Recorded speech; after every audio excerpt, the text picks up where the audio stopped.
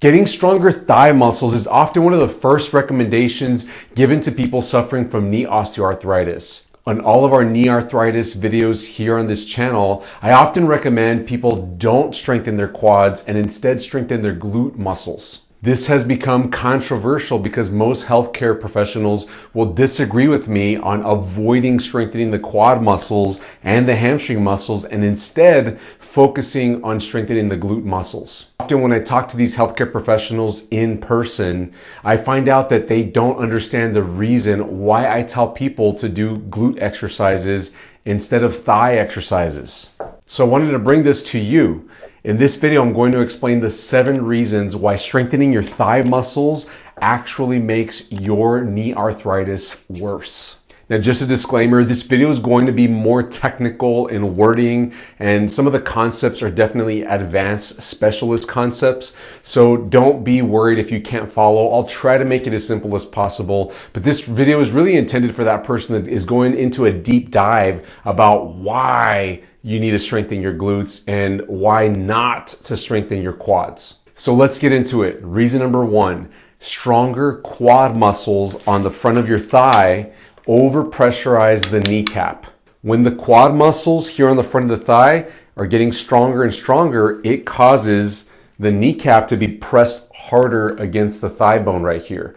Because the quad muscles come in and attach to the kneecap, when the knee's bent or even straight, it's pushing the kneecap against the thigh bone more than it needs to. Now, this bone and the joint itself is designed for the kneecap to fit in there and to slide in there, but joints are designed to take certain amounts of pressure in certain directions. And the way that this joint is designed to work, it's a pulley joint, but you can put too much force on it, and that force sustained over a long period of time because you keep strengthening your quad muscles inadvertently, it starts to wear down on that joint. Reason number 2 is that strong quad muscles also pull the shin bone up against the thigh bone. So let me grab my other knee model to show you this one. You can see the kneecap better there too. Here's the tendon from the quads, and it's actually bigger than that because there's a bunch of quad muscles that are missing here, but those quad muscles attach to the kneecap, and then you have this continuation of the tendon that goes down into the shin bone right here. So that tendon right there, when the quad muscles are very strong, it helps to yank the shin bone up against the thigh bone.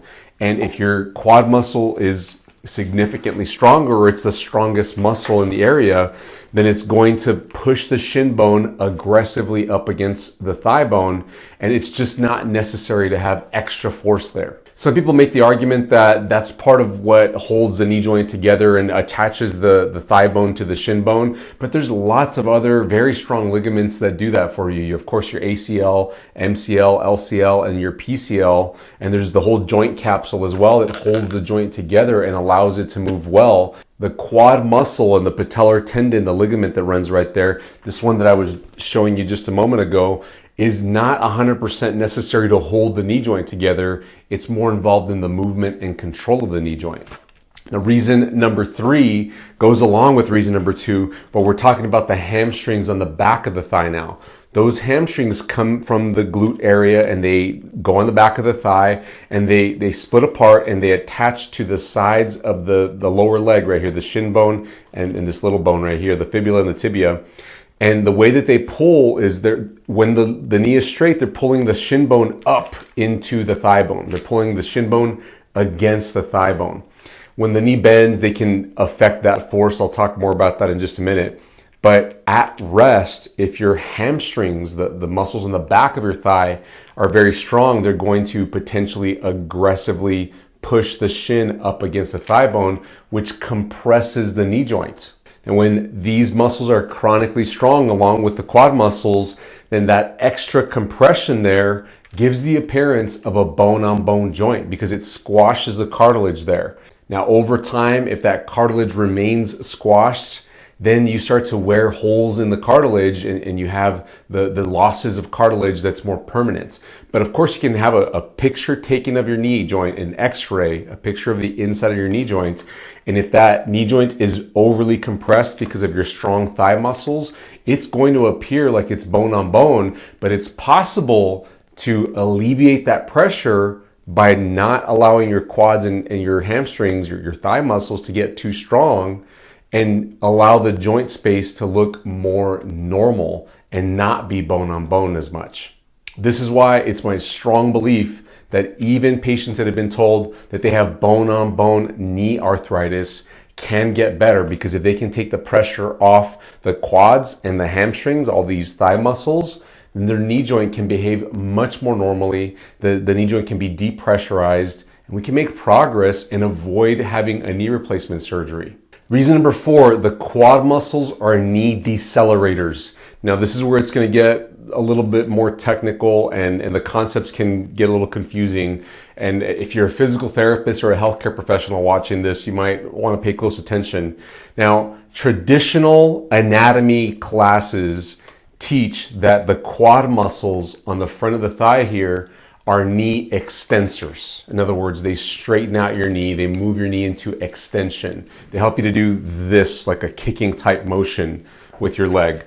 And it's very easily confirmed, and it sticks in people's brains that way whenever they go through healthcare classes, because when you're in class and you learn that the quads are a knee extensor, everybody does this in class. They straighten out their leg and then they look at their thigh and they're seeing their muscle fire and they're feeling it work.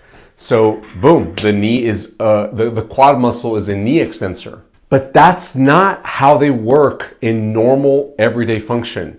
I mean, unless you're doing a kicking sport, like soccer, football, one of those things, you're of course going to be extending your leg to kick a ball. But if you're not doing that on a regular basis, if you're a person that just goes to the gym, walks, maybe jogs a bit, does chores around the house, you might be active, but you're not forcefully extending your knee to do your normal everyday activities.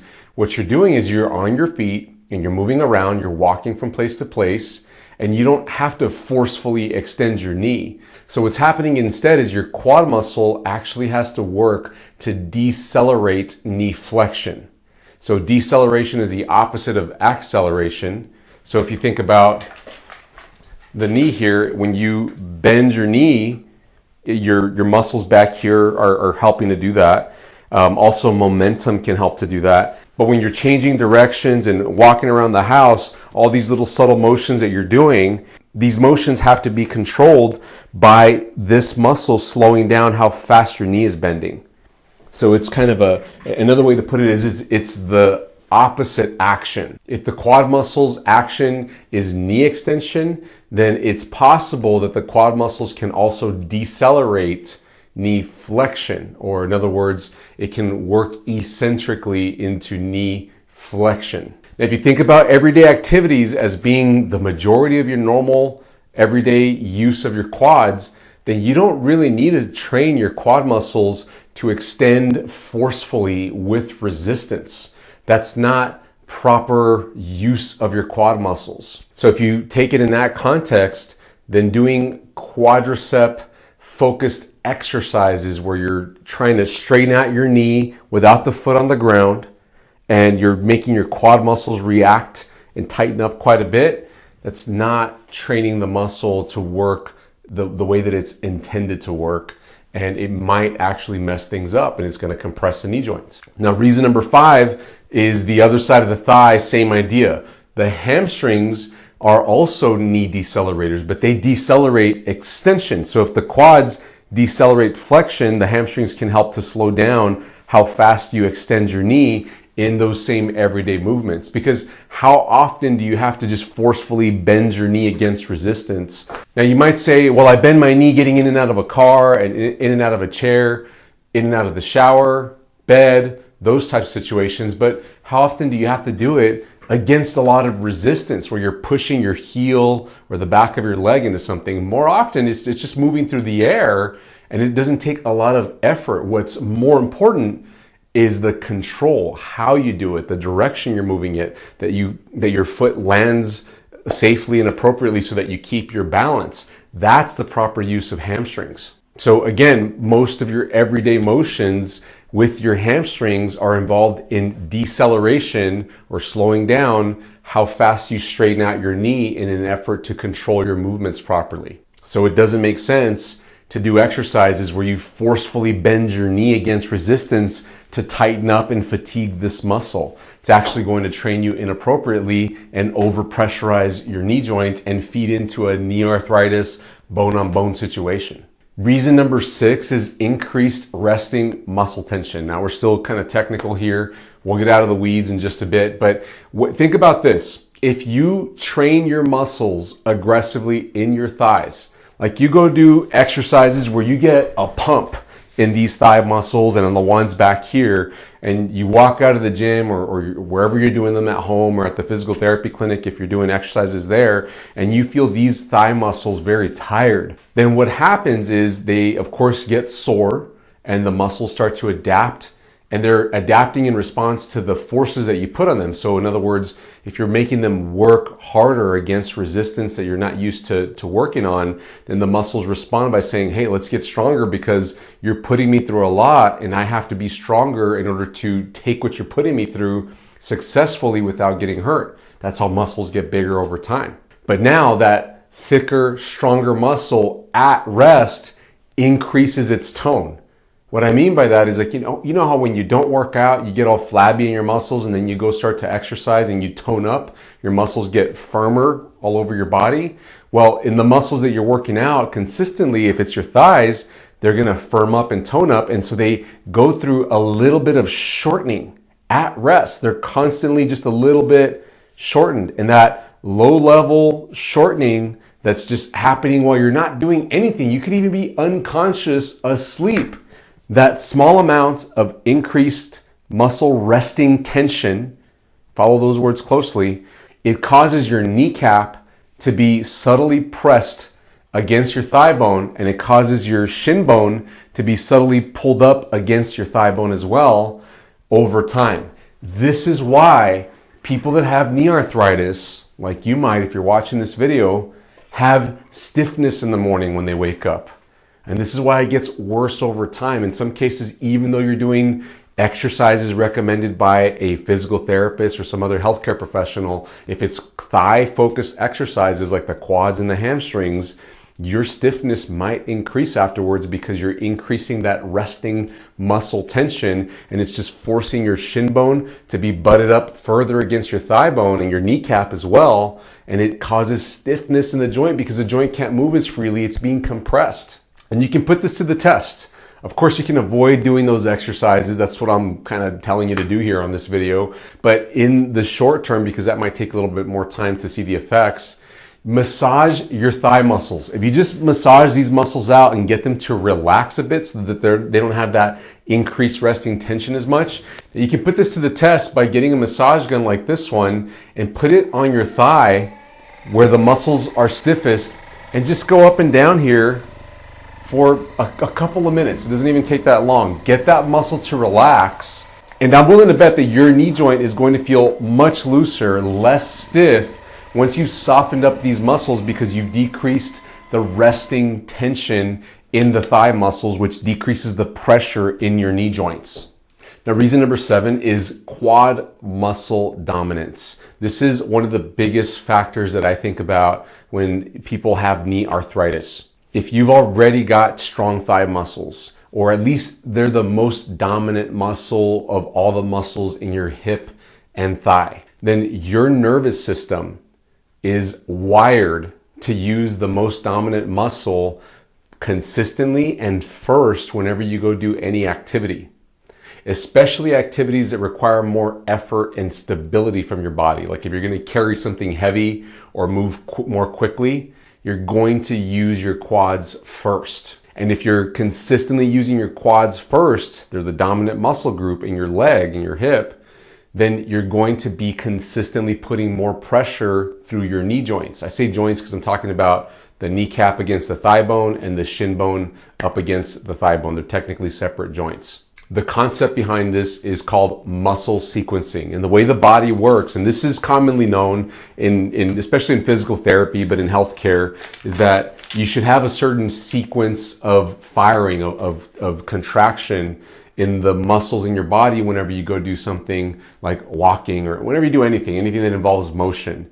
You should always fire the muscles that are at the center of your body. So we're talking like your core muscles, in order to get stability from your spine And then once that's stable, all this happens in a split second. Once you get stability there, then you should start firing muscles that are moving away from your spine. But if your wiring is off because you're used to using your quad muscles, you're dominant in your quad muscles, what I find very often is that the sequencing is off in somebody's hips and thighs. They're using their quad muscles right away for doing simple exercises and simple movements, and I have to retrain them to not use their quad muscles and use their core muscles and then their glute muscles, and then after that, thigh muscles. But in somebody who's become quad dominant, they're consistently using their quad muscles when they shouldn't be. And that just feeds into a knee arthritis, a bone-on-bone joint problem over time. This is the problem that sets up the muscle imbalance where the quads are too strong. And this is what most healthcare professionals just aren't keen on identifying. They're not trained to identify it, and much less to treat it. If you can't identify something, then you're not going to consistently, successfully treat that problem. And of course, doctors are going to be doing their best to help you with what they know, which they know medications, they know injections, and if you talk to a surgeon, they know surgery, and if something's torn or worn down, if there's something that they know how to fix surgically, they're going to go try to fix that in an effort to help you the best they can with their knowledge. But if the root problem is a muscle imbalance, is quad muscle dominance, then they're not going to fix you for the long term. They're only going to be able to provide you with a short-term fix, whether it's medications, injections, or surgery. This muscle imbalance, this quad muscle dominance, is really the root problem. Because even if you have a surgery in your knee joints and you carry over this muscle imbalance after surgery, then you're going to still mess up your knee joints. Your replaced knee joints, or you're still going to have problems elsewhere. You can still get tendonitis and bursitis and still have swelling in the area because of these pressures that have accumulated in your knee joint from that resting muscle tension and the improper sequencing. Now I'm going to begin to tell you how to fix this problem, because you're probably asking, okay, I get it. This makes sense. How do I fix this issue? Now I need to explain to you something called reciprocal inhibition. Big words, I know, but let me explain it very plain and simple.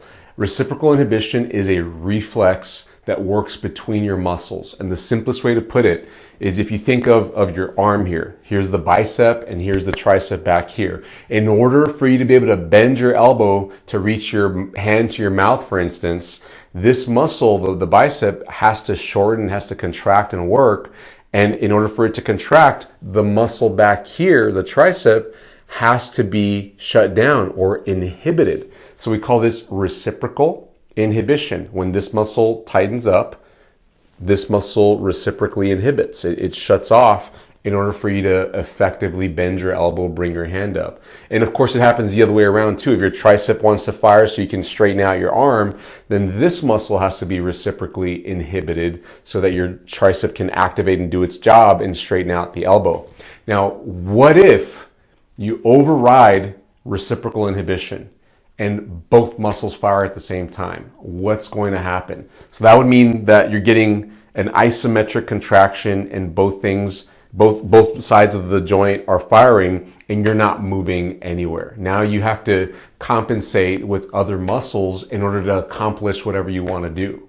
Now that's a simple explanation. When it comes to the knee and the hip, it's a little bit different. Of course, everybody thinks here, well, the quads work reciprocally with the hamstrings, but it's more complex than that. You have to factor in the glute muscles on the back of the hip. And the reason for that is because one of the quad muscles, the one that's right on top on the front, it's called the rectus femoris muscle. It crosses the front of the hip joint.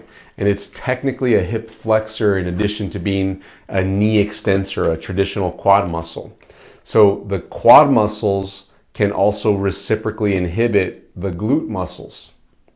That means that if your quad muscles are dominant, you tend to use them, they're the stronger muscle in the area, or maybe you have focused on getting stronger in your quad muscles, then you have been possibly inhibiting your glute muscles for a long time and have gotten weaker and weaker in the glutes.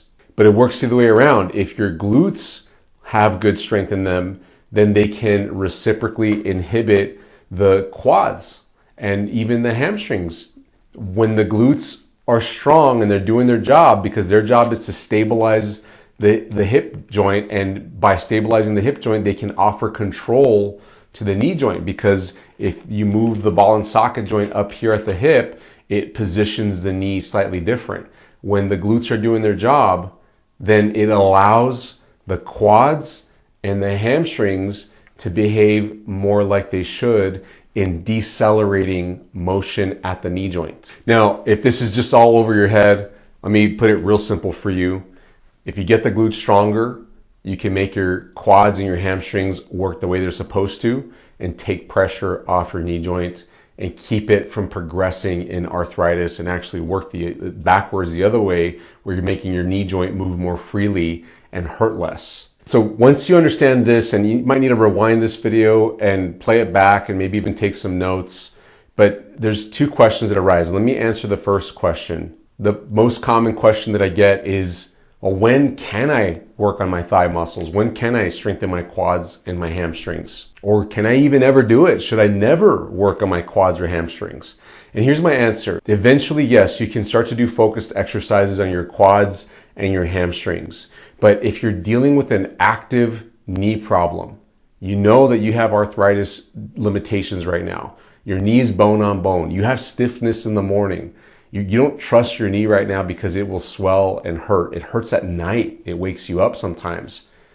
Don't work your thigh muscles. Do not actively try to do exercises that focus on getting your quads and your hamstrings stronger. Avoid it completely. But once you've improved your glute strength, you feel like your knee is much healthier. Your knee's normal, you can trust it, or at least more normal, the most normal it's been in a long time. You can confidently be on your feet for a while, and you know that it's not gonna swell up and you're not gonna take a bunch of steps backwards. Then your muscles are probably more in balance at that time, and it wouldn't hurt you to do focused thigh exercises. But you should feel confident at that time that when you go exercise, that you're glute dominant, that you're using your glutes consistently, and you make your glutes get tired. The only other exception when you do need to work on your quads and your hamstrings is if you've just had knee surgery, like within the past 2 to 3 months, because very often whenever the knee is operated on, or if there's a traumatic injury to the knee, like you had a really bad knee sprain, that's another situation, an ACL tear, for instance, that in that situation, the thigh muscles can kind of shut down. They don't work normally, especially if you went through a lot of swelling like you will after surgery or after a traumatic knee injury.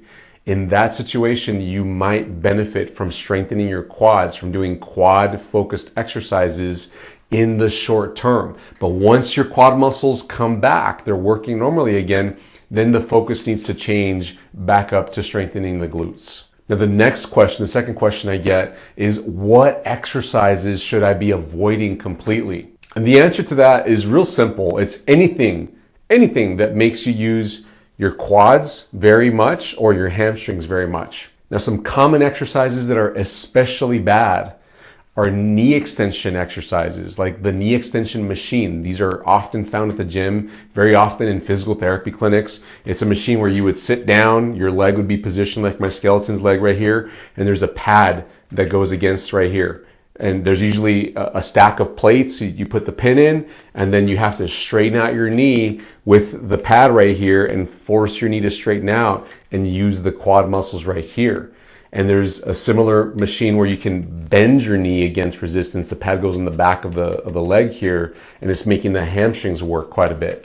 That exercise, those two exercises directly force the thigh muscles to work. They focus the contraction through the thigh muscles, which is going to increase the pressure inside your knee joints in the moment, but definitely over time as you continue to do that and get those muscles stronger. Other exercises would be wall sits, like where you're leaning up against the wall with your knees bent, holding that position. Quad sets are a commonly done exercise in a physical therapy clinic, and that's where you might be lying down or sitting and you have your leg like this and you're trying to push the back of your knee down and make these thigh muscles work on the extension, on straightening out your knees and force these muscles to tighten up. And a more commonly done gym exercise, very often done in CrossFit, is pistol squats, which I am not able to do, and I have no intention of getting good at them because they're so quad dominant. But it's where you're standing on one leg and your legs out and you're bending down all the way. I mean, your butt's practically touching your heel, and then you're coming up out of it. It's a very quad dominant exercise, puts a ton of strain on the knee joints.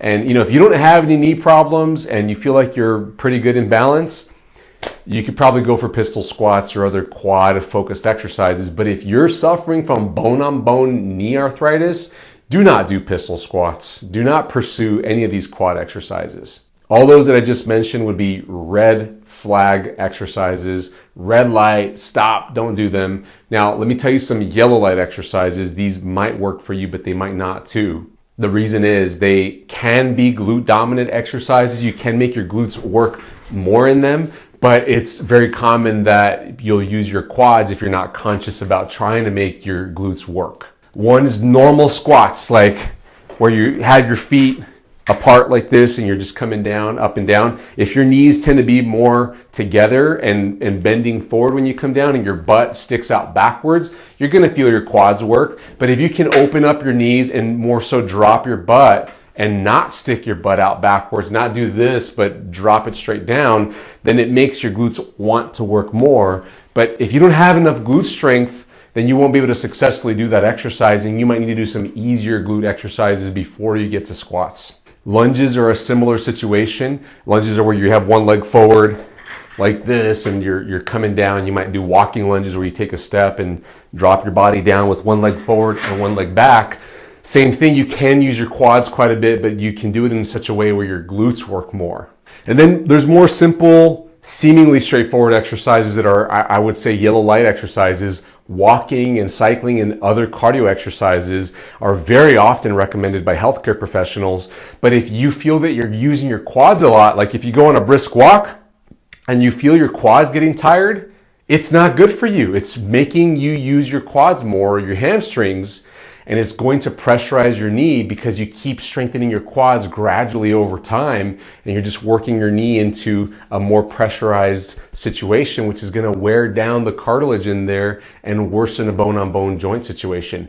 But if you make your quads shut down during walking and get your glutes to become more active every step you take, then it is a good thing for you to go walking or even running and cycling. But the key thing is that you feel that you're using your glutes. And that's something that nobody else can tell you. You've got to tell yourself, am I using my glutes or is it more my quads?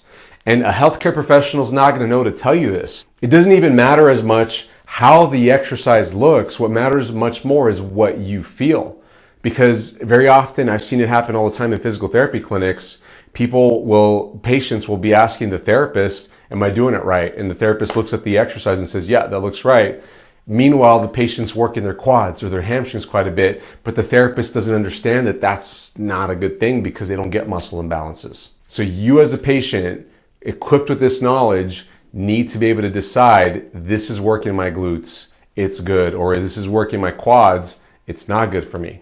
Now, one more question that I want to add that I often get as a result of learning this stuff is, why didn't anybody tell me this? I get this comment all the time here in the clinic, and we're getting it online all the time too. People say, I went to physical therapy, nobody told me this. I had surgery and the surgeon never mentioned this to me. Everybody told me to strengthen my quads. That's how you fix knee arthritis. I'm in physical therapy right now doing quad exercises, and they're cheering me on doing it. It's important that you know that this knowledge, all this, what this whole video is about, this is not mainstream knowledge. There's not a ton of research, there's not a ton of medical literature done on this stuff. And just because the research isn't out there published doesn't mean that it's not possible, that this is false information.